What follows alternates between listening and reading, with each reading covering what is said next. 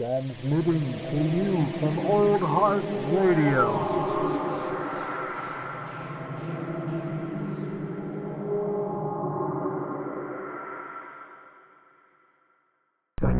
Getting into this one, Just diving right in. I can really tell we turned up the volume on these headphones because that bass line's hitting hard. Hitting real raw. Well, I guess we gotta do it at some point. We're nearing the end of the baseline, man. Gotta do an introduction and put it off. This is Matinee edition. Hopefully you read the title before you clicked on this podcast. Hopefully. If not, well then you're trapped. You're here, and There's no turning it off. There's no turning it off. You're stuck. This is Matinee Edition's episode number 23. I wrote it down 23. I wrote it down this Look time. at this. Just it's getting for official. You. We have slightly scratched down notes. It's true. This is great. It's because I was looking at all the random pictures and screenshots I saved from news and shit all over the week, and I was just like, my fucking god. we gotta put this in writing. It was just too much this time. We gotta make a proper hit list. The proper hit list. All right. So where are we gonna start? I guess off the bat, I just wanted to mention we were talking about Oscar stuff last week. Yeah. When it came to Suicide Squad winning a fucking Oscar. Stupid. Yeah. Well deserved. Fucking hate that movie. Super weird. Just weird. Weird, but all right. Is that for people that don't know, Avengers Endgame is getting an Oscar push from Disney. Yeah. And it looks like they're going to be aiming to get nominated for Best Picture, Sound Mixing, Score, and Costume Design. So Out of those, what do you think they can achieve? Score and Costume Design, because that's what Black Panther won. Score, costume design. I will be the first to say, I mentioned this oh, good God, wow, words. I mentioned this to you before we started recording, that I think Avengers Endgame is a better film than Black Panther. I think Black Panther had something to say politically, and that's why it got so much push, and for good reason. It did. I'm not dinging it for that. Cool movie. It's an awesome movie. And everything, but definitely it was politically charged at the time it came out. Politically charged at the time it came out, and hey, don't get me wrong, I actually like that. I prefer movies to have something to say rather than just be filler. It gave it some weight. Exactly, and all the more props to it. Like I said, no disrespect to Black Panther. Yeah. But in my opinion, Avengers Endgame is the better film overall. Oh, totally. I mean, undeniably, Avengers Endgame is a better film than just about any of the other Marvel. I mean, there's maybe one or two Marvel films that I could say you can make rival a valid argument. Endgame, but it's definitely. I mean, I don't think. Not knocking Marvel. I don't think it's a Best Picture contender. I don't think so. I think that's more a symbolic achievement thing. Definitely. I think for what they've done with this franchise, it's deserving a nomination, not a victory. Oh, for sure. And I think it'd be just stupid to not try and throw their hat in there. And I think it would be shitty of the Academy to not even nominate it. Because I feel that's a symbolic victory. Well, at some point, and this is the whole thing with us, the whole Scorsese thing, it's you having to accept the fact that this is a major part of filmmaking now. The more I've thought about that whole Scorsese deal is that I agree with what he said about it should be just considered another art form and another facet of filmmaking. Absolutely. It's another branch of filmmaking. Exactly. Man. Another like with all films and with all film criticism, some people are gonna fucking love it, some people are gonna hate it, and that's okay. Absolutely. So I think it rightfully deserves to be nominated for the achievement that it was. I don't think it deserves to win Best Picture in particular. Costume design, I think it can win. And score, I think it can win because go and just listen to the score for that film. It's gorgeous. It is. It's fucking. I mean, you could put that on and it'll make you feel epic. Yeah, I know. Listen to Portals while doing a hill run workout. Just got the Avengers theme kicking on right as you're fucking dying halfway up a hill. There you Give go. you your second wind. Get you keep you going. Yeah, keep you going. Yeah, you just gotta listen to film scores while you're working out. It always makes you feel like a badass. As you're benching 25, Batman theme comes on. 30. No, I think it can win in those two categories, but I think it's interesting that I won't say it's being taken seriously from a critical perspective by the Academy, but it's interesting that they have the balls to be this deserves it. For sure. Yeah. Yeah, I think so too. Well, I mean, good luck. Yeah. Good luck to Marvel. Oh yeah. The thing is, they're really making the start of these like big franchise movies pushing into like the Academy, the Oscars, and like could you ever see you ever think of Fast and Furious movies and make it? No. Like I will say like a year back they put out the Academy. It was met with horrible reception. When Black Panther was getting nominated, it was very obvious they just didn't want to nominate it for Best Picture. So they announced that they'd be doing a Best Popular Film category. And like whilst Best Popular Film, I know. What is this, the MTV like Teen Movie Choice Awards or whatever the fuck? I know. I mean, like, feel free to nominate it for like that stuff. Like, go to MTV, like win the Kids' Choice Award at Nickelodeon for the go best get shit. slimed on by Nickelodeon. I mean, like we're making a joke about it, but at the same time, like that's voted on by kids. It's valid in some way. It's valid to a point. It's valid. The Rock to a different won argument. Best Actor. Like, I mean, come on. It's just like whatever. There's. It's the eyebrow. He won it because of the eyebrow. The eyebrow. Everybody knows it. The kids smell what the Rock is cooking. I mean, like, there are avenues to appreciate this stuff, and I think it's cool that it's going to the Oscars, but it doesn't like. I think there's just still a certain prestige that's missing in terms of like how you go about making franchise movies versus like a single off story. Like if only I don't know. I'm conflicted by it because I love the comic book movies like because of the comic book aspect. Yeah, and then it's the honest representation of these characters that we grew up with. Yeah, it's like, and there's something really cool about that. But then I can completely understand somebody not taking it seriously in comparison to like The Irishman or or some movies that might be at a smaller scope, might be a standalone. If we'd seen Joker at this point, we can make a very valid comparison, but we didn't. At this point, it's just going to be a bonus features. Yeah, I know. We know it. But I think this would be a good talking point because like the Joker film is being heavily advertised as like standalone. It's meant to be a bit more leaning in that sort of film noir, artsier, a bit more or a bit more of the stereotype for what would get a Best Picture nod. So it'll be interesting to compare the facets of these two very different films that, like, when you break it down, aren't really that far apart. Endgame's an epic on this, like, in this like way of like it's concluding so much, it's telling so much, it's including just so fucking much. Like, so it's just such a big movie. Yeah. Joker's like, it sounds like it's I haven't seen it. It sounds like it's a standalone kind of, like you were saying, like this like kind of like solo piece of filmmaking, but I think they're both technically comic movies, and they both seem to be like worthy of being on the Academy stage. I think the challenge with it is that when you're looking at a movie like say the first Godfather film, it's very isolated. Yes, The Godfather had sequels, but like you can only watch the first one to be satisfied with that story. It leaves you in a good place. It has a full story to tell. It's fucking 3 hours long. Yeah, and like you weren't expecting more. from it. You weren't expecting more. The add-ons were great, but you got everything you needed from just that one film. The challenge is that a movie like Avengers Endgame, really, you're not analyzing it right if you're not considering everything else that led to this. It's the like world-ending comic book events that brings together all the small storylines and small comics. Yeah, I mean, it's like you have to consider that sort of stuff, and I think that's why I agree a bit with Scorsese on like it just needs to be looked at as a different art form. So fair. Yeah. Interesting. Shit, man. Marvel. Since we're talking about Marvel, do we have any other Marvel like rumors, news? I did see that. Shit, what did I see? something about Falcon and the Winter Soldier that came up. Oh, okay. No, I have something about Falcon and the Winter Soldier. Yeah. I did see.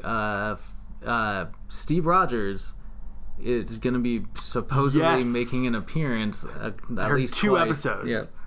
about as old man Steve. Yeah, and then it said I just opened up the post I saw here on my phone. Yeah, so 2 episodes, and it's theorized that he's gonna be there for like it's funny enough, but the immediate comparison is Uncle Ben-esque, like moral advice to Sam and Bucky, like, you know. They made him Uncle Ben. I mean, let's just be real. But then also attached to this, I saw that Yelena Belova, who's playing one of the other Black Widows in the Black Widow film, is supposed to appear in Falcon and Winter Soldier. Yeah. Oh wow. Which I feel like that is a great fit. These are relatively like street level sort of espionage-esque heroes at this point. I mean, I hope that's where they're going to go with the series. I mean, for the long, like, it's still theorized that Bucky's gonna pop up in Black Widow. Really? In like a flashback or something. I mean, that'd be fucking. I mean, they would kind of have to. I would really hope that they would include him because they had like. But then also that shit goes deep. Emil Blonsky. Is supposedly going to be showing up as Abomination. Ooh, man. Fuck. So that's why he's on ice. He's still alive in the continuity. That's fucking crazy. Shield put him in a cryo tube, I guess. I can't believe that they're going to be making that callback though. I guess it's awesome. It's just so obscure because they've spent so long deviating, shunning. But then Incredible Hulk. Like we've seen stuff with She-Hulk that they're bringing back these fucking characters, dude. I remember watching Agents of S.H.I.E.L.D. in the first season. You remember the fridge? Like the huge containment unit they had? In the background, there's a cryo tube labeled Blonsky. Oh, shit. Yeah. No, not labeled Blonsky, labeled Abomination. Oh, shit. Well, same. Yeah, same. That's fucking Blonsky's dope, the actor's name. Shit. But no, that's just fucking cool. Like, it's been, like, there, just not referenced. And with William Hurt being like actively part of the continuity now, he's kind of kept it alive. Yeah. And they've mentioned like Harlem getting fucked up. I can't remember which Luke Cage. Yeah, Luke Cage. Like, and that was a direct reference to like the fight at the end of Incredible Hulk. Yeah. I think close to the end of Endgame, before Hulk snaps his fingers, he was like, I think I was made for this. And there was a whole thing in the Incredible Hulk with like, I gotta be made, like, I'm still alive and the other guy's not there for something. Yeah. Like, we're gonna come together for something. That's what it was. I was like, fuck. That's his conclusion. They're calling back to this shit. That's interesting. I mean, I hope they embrace it. Like, I mean, the movie at the time was, like, kind of janky, but I still, like, I mean, it was still kind of cool because it had some decent action and, like, I don't know. Like I don't like Ed Norton. I don't think like fit necessarally the role. It's the embodiment of decent. I feel. Oh, like. Totally. It's like Thor the Dark World MCU. I mean, like, let's be real. Oh shit, man. It's definitely like par. One more thing on Avengers Endgame. I saw a video. I'm forgetting. I think it was like Cinema Blend or something like that. They made a video on Avengers Endgame and why everybody thinks it's so fucking awesome. And the dude, he's talking about how he's like rewatched Endgame a handful of times now, and going in like the first like 2/3 of the film, he's like, yeah, it's fine. But then you get to the last third where it's just the battle on Earth, and you're like, fuck yeah, this is the best film ever, because it's just like they break down how like the arc during that point is like high point, everybody's fucking excited, and then they get shot down. Like Thanos attacks the base. Then like the Avengers come back together, they're fighting Thanos, high point. All of them get their asses kicked. He's about to kill Thor. Up and down. And Captain America gets the hammer. Captain America's shield breaks. Oh man! And it's like up and down, up and down. They do. They pull it. And that's why everybody comes out of that shit just so fucking gratified. And it makes total sense. Yeah, that's fucking interesting. That's yeah. I mean, it does. That makes absolute sense. Yeah. Because you have just like non-stop up and down moments throughout that entire thing, and then you get like that like kind of like semblance of like peace at the end. Yeah. So you're just like, what the fuck just happened? Oh man. Yeah, that shit was fucking. That shit's always fucking wild. Like you could rewatch that end of the movie. I don't think I watched Endgame twice in theaters. One of which was with you, but I'm yet to watch it like at home. And it's gonna be on Disney Plus when that comes out, and that's coming out in just a few days at this point. Happy Halloween! That's right.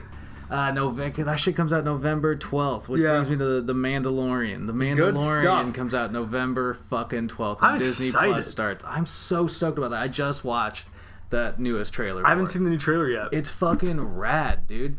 Like it.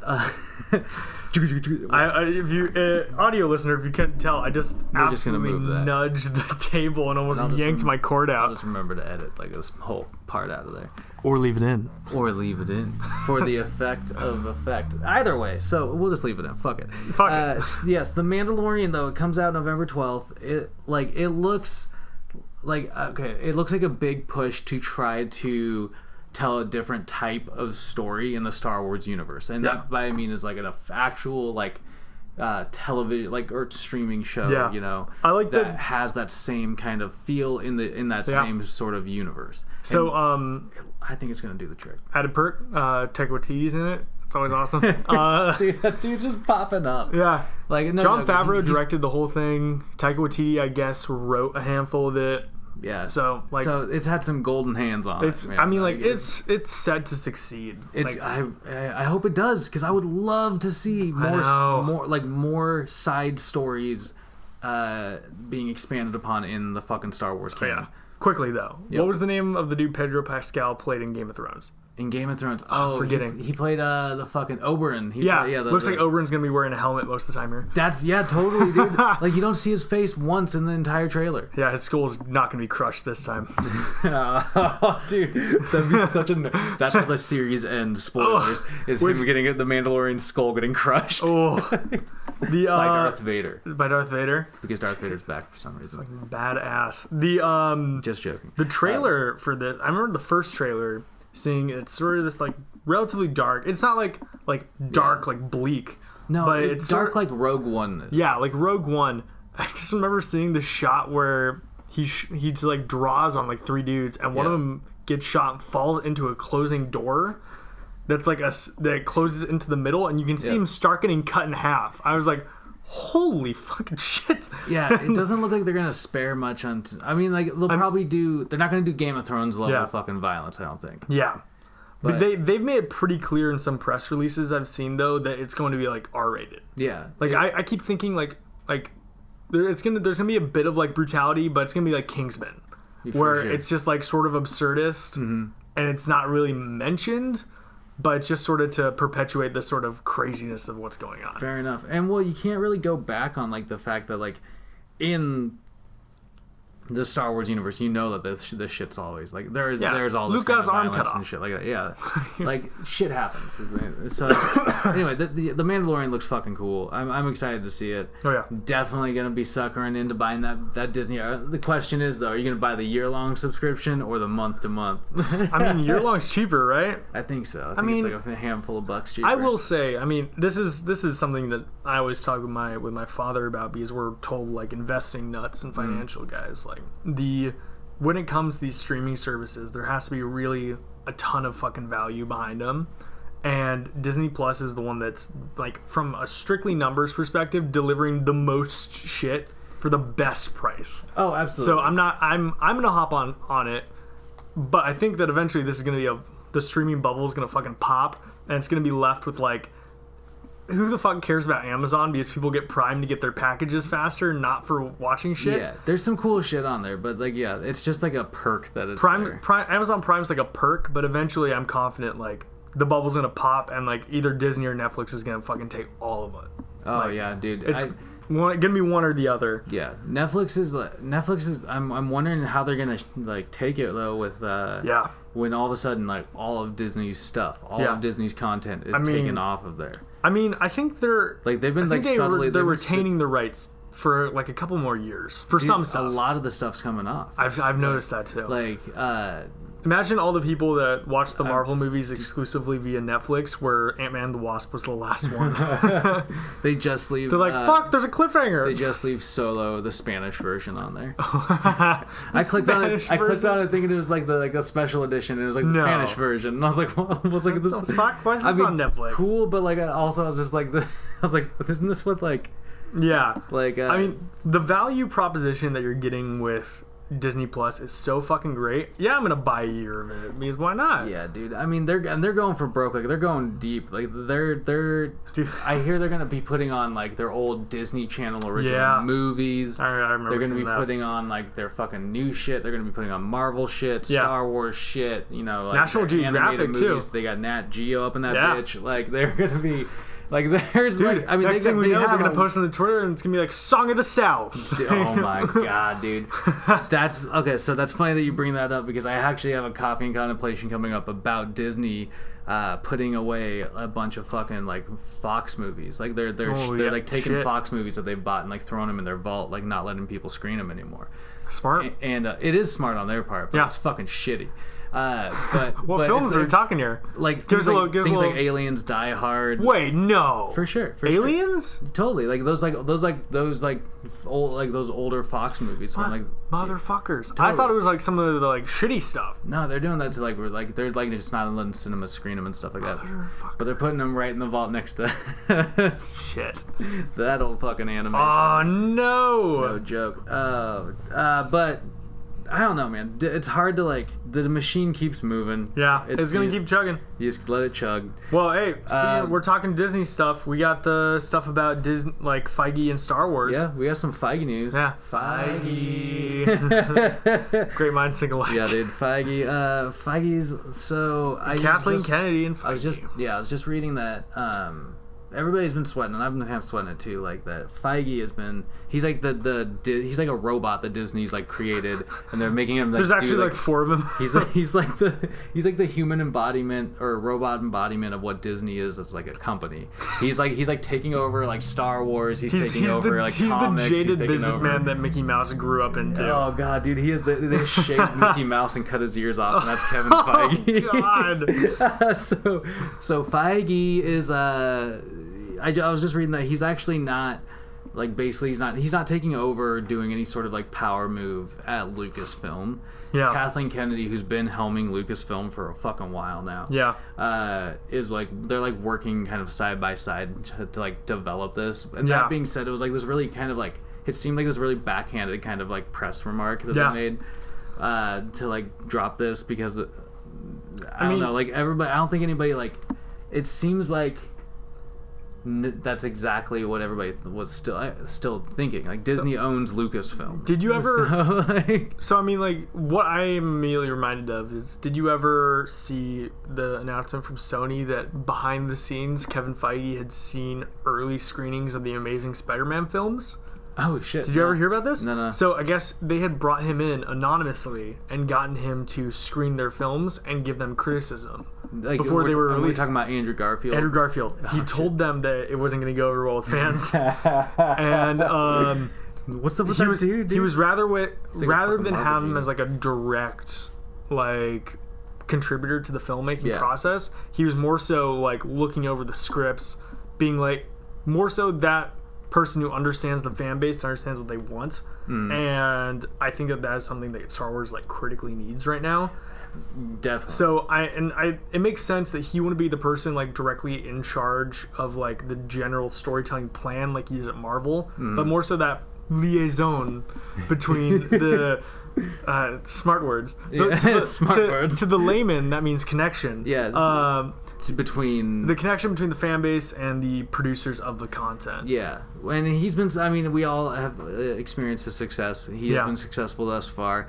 So I do hope that it's productive in terms of fandom, being represented. But Jesus, dude, like, how much can one fucking dude take on? Like, that's my worry. Like, where is he gonna collapse? Like, that's what project is gonna fucking suck a little bit. Maybe one day he's gonna have a breakdown. His head's gonna go right next to Walt Disney's in the freezer. Dude, they're gonna just save him for later. Him and Walt Disney are gonna get defrosted at the same time. Oh my god, dude, 2020 is coming up. Do you think they're gonna try and defrost Walt Disney next year? Who knows, dude? Oh man, that'd be fucking crazy. We all know it though. He's frozen. Don't even act like you. Get the fuck out of here. You don't believe it, dear listener. Hey, Zach, if you're listening. Well, for real though. So other Star Wars news. Yeah. I can't never remember their names. The Game of Thrones goons. Yeah, whatever. They got fired. They got. They tried to gracefully. Everybody's trying to paint it as like they left. No, they got let go. They got fired. They got politely asked to leave because everybody fucking hated that last season of Game of Thrones. It was a press nightmare. Oh my god! So I'm not surprised that they would have to distance themselves. I think the company probably wanted to take a little time before announcing it to not look like it was directly because of that. So but they probably turned out garbage, and the company was just like, "Fuck this." Yeah, I mean, like, let's be real.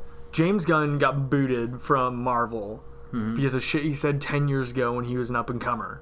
He got brought back to Marvel. They eventually came and let him back because it was like... And it's the same thing with Sony and Spider-Man. Both those deals probably were finished earlier than we expected. Fair. Or they were blown out of proportion. Yeah. Like, I think James Gunn was brought back on board relatively quick after Disney realized that, he was getting, like, hunted down by people for, like, shit he'd said. I mean, he immediately got grabbed up for Suicide Squad. Yeah. And then Disney and Sony, I'm confident that was leaked by somebody, and they were just like, fuck it, leverage. And it never was like a broken deal. Fair. So I'm confident that this decision was made right when the last season of Game of Thrones started feeling real shitty. Yep. And that was it. Yeah, and they were just like, no. But that being said, like, there's been like rumors of multiple Game of Thrones prequels being. Well, one of them just got confirmed to be called like House of the Dragon. Oh my god! Yeah. Shit. Is that the? I didn't read the name. I read that one of them finally got confirmed. That's so interesting. I wonder if they're. If HBO would dare bring them back on board for any sort of Game of Thrones like production. Or Did you see Seth Rogen's interview at Comic-Con where he just was throwing massive amounts of shade? I wanted to watch the YouTube clip of it. I haven't watched it yet. It's so fucking funny. He went for the balls. I hope so because like, it deserves to be gutted, dude. Like, that show is so beautiful before that fucking season ruined it. I know. Like it's just it's hard to describe. I mean, yeah. That's how fandom. That's like bad fandom not being represented properly. Absolutely.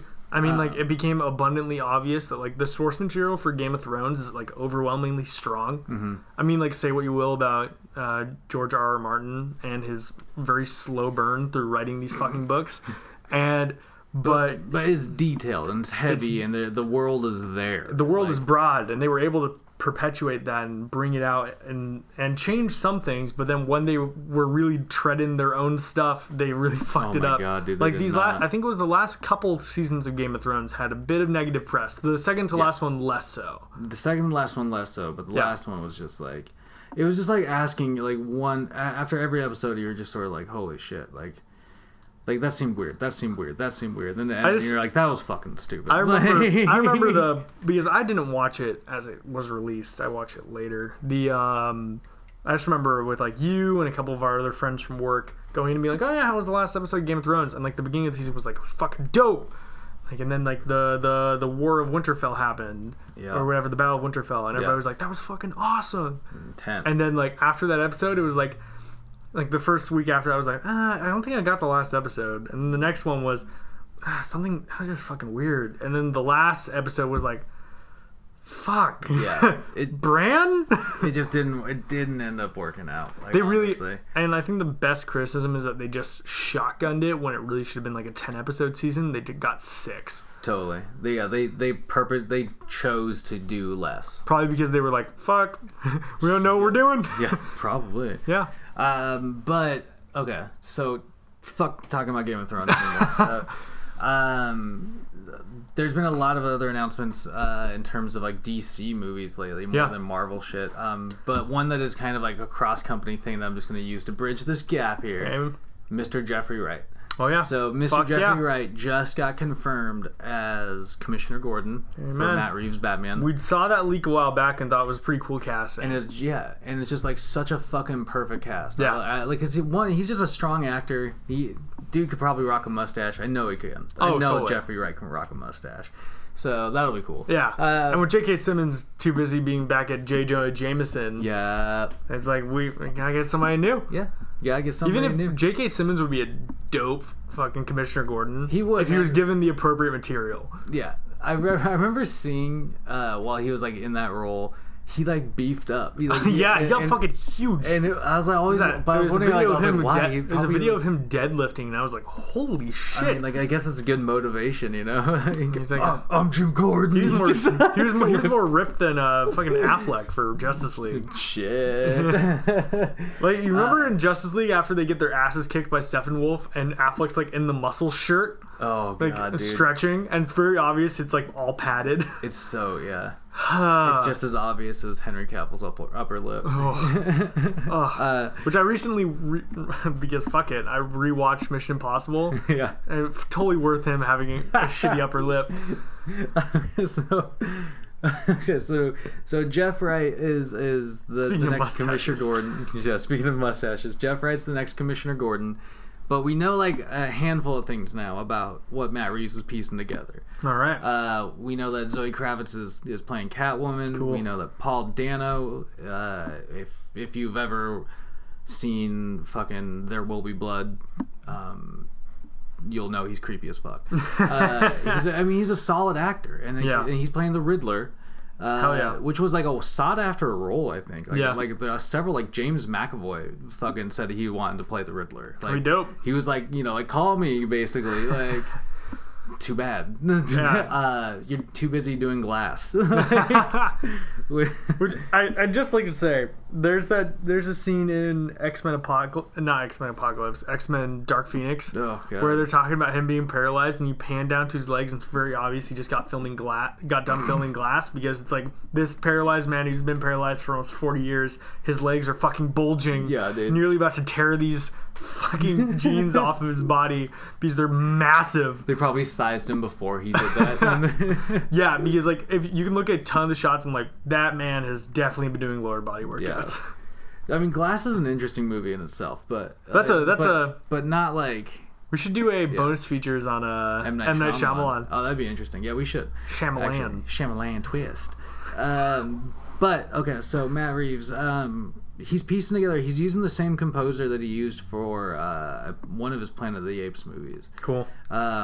Which is probably cool because I like the familiarity that some people breed with each other. Where it's like, yo, I know you kind of know my style. Yeah. We can work with that. It's like Hans Zimmer to the Dark Knight films. Totally. So it's, I don't know. He's like, I mean, they're making very like sly, I think, announcements. Yeah. Rob Pattinson's out there on his press tour for The Lighthouse, which looks fucking awesome. Yeah, we need to watch that one. Definitely. Like, but everybody seems to be asking him about Batman stuff. Like, it's never gonna stop. It's never gonna stop, and that's his life now. Like, I don't know if he's gonna fucking like it because he seems like a pretty private actor, actually. Yeah. Totally. But everybody wants to fucking talk to Batman. I can't blame him. Like, no, it's interesting, man. That's the business. There's like a lore behind like being Batman in nowadays because there's so many like different people that have tried to fit it. Anyway, so how do you feel about Batman Forever? Oh my god, dude. Val Kilmer is the second worst Batman. Second worst? He's the worst. No way, dude. George Clooney was way worse. George Clooney was way worse. Val Kilmer was a fine Batman for what it was in that movie, but definitely was like a weird change from Michael Keaton. Like you're just like, fair. Wait a second, Iceman. But Rob Pattinson, like he's like. So I've heard him talk about how he's kind of been influenced by Willem Dafoe's weird, like, irie, piratey voice in the fucking Lighthouse. Yeah. In terms of, like, his Batman voice.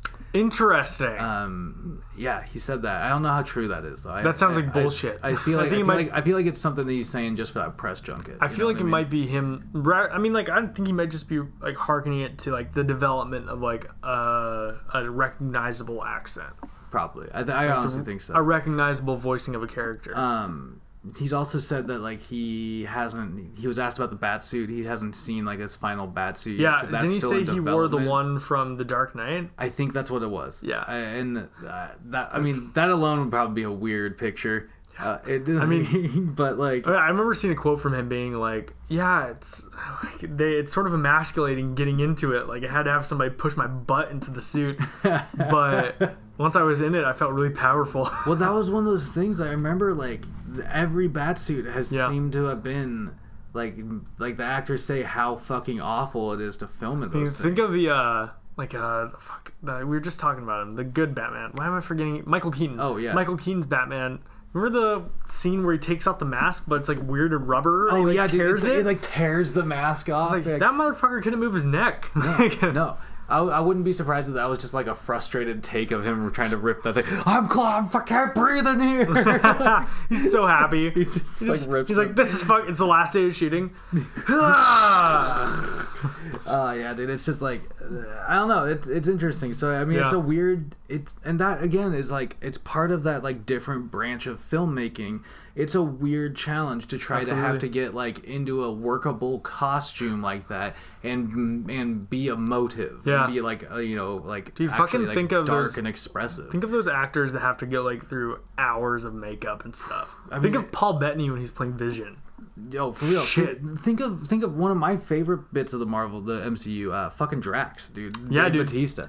Like, Batista has to sit there and like do all those little fucking things on his body. The little red lines. And like, I would just say fuck it and like walk around all like fuck it. Don't take the makeup off of me. Just do touch-ups tomorrow. Oh, totally. Like, yeah, I'll just keep it on. Just keep it on. I don't want to deal with this. But like, yeah, I mean, it takes like that shit takes like patience and like weird dedication to like want to be able to do. And the craziest maybe, one is money. Karen Gillan, who plays Nebula. Word. Who she shaved her head for the first Guardians film. Yeah. Like I've been watching Doctor Who, and I just got to the season where she shows up and plays Amy Pond, and I was like, "Holy shit, who is that?" There's so I didn't realize this was a thing, but there's a superhero fantasy league between all the MCU stars, and like Ryan Reynolds is in it too. Oh, wow! And Ryan Reynolds, like, they made a video where he was gonna shit talking Karen Gillan because they were about to play each other. Mm-hmm. She went out and she was like, actions speak louder than words, and she went and got like a Funko Pop and got a match and like some spray bottle. Oh shit. And she pulls out the Funko Pop, burns it, and it's Spider-Man. Oh fuck. She's like, oh, that wasn't Deadpool? Oh, that wasn't Deadpool. Shit, dude. Well, I think it's fucking it's I don't know. That's fucking I think it's awesome that they can like again breed that familiarity within those casts, and it's a different type of filmmaking again, because you have these like larger I don't even know if you can call them like full-on ensemble like movies, but when it's just like a handful of them, you know? Yeah. You have like 10 actors that play these like very dedicated roles, whether in Marvel or in DC movies, and they eventually become so synonymous with it. Yeah, sort of what we were gonna like. Pattinson's gonna have to fucking own up to that reality. Yeah, that for the rest of his life he's gonna be Batman. The rest of his life. Yeah, he's gonna be fucking. Whether he puts it on his resume or not, he will be labeled as Batman. He's gonna be fucking Batman. He's gonna be Edward, and he's gonna be go Hufflepuff. He's gonna be fucking Cedric, which is crazy. I mean, but in between, like, I hope he doesn't lose like those little movies that he tries to do, because every now and then he squeaks out as an actor. He squeaks out like something kind of cool. I know I've mentioned it before on the podcast, but he did a movie a while back that was like a rom-com where he the movie ended with 9/11 and he was in the Twin Towers and died. Shit. And like he was estranged from his girlfriend, and his girlfriend's like, I really love him, and as she's going to him, the fucking towers get hit. It's like, no, that's fucking insane. What a weird way to end a movie. What a just blatantly politically incorrect way to end a movie. Well, you gotta go for it. That's a Rob Pattinson film. Oh god. Shit. So I don't know. I mean, I'm actually getting pretty excited about Batman, but and The Lighthouse more immediately. So we'll have to watch that and talk about it. Maybe we'll watch it before Joker. Maybe. We'll see them both. We'll just go back to back. Buy one ticket to stay for another film. But okay, so as much as I love talking about Batman, like.